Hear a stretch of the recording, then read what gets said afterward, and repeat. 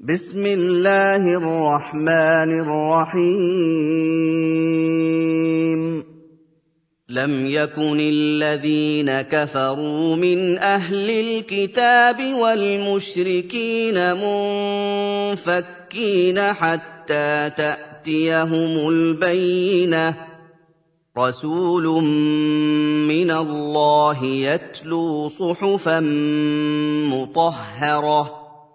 فيها كتب قيمة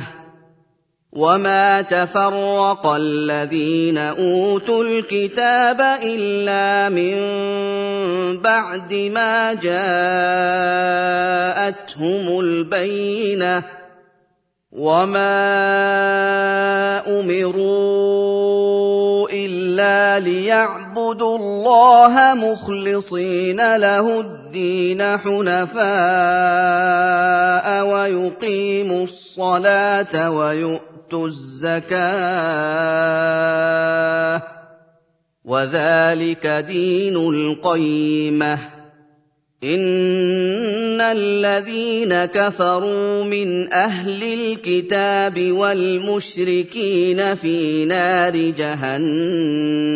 خالدين فيها أولئك هم شر البرية إن الذين آمنوا وعملوا الصالحات أولئك هم خير البرية جزاؤهم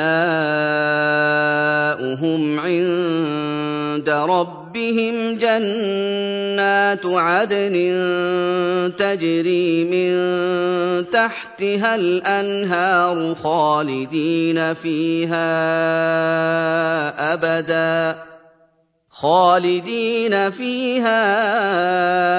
أبدا رضي الله عنهم ورضوا عنه ذلك لمن خشي ربه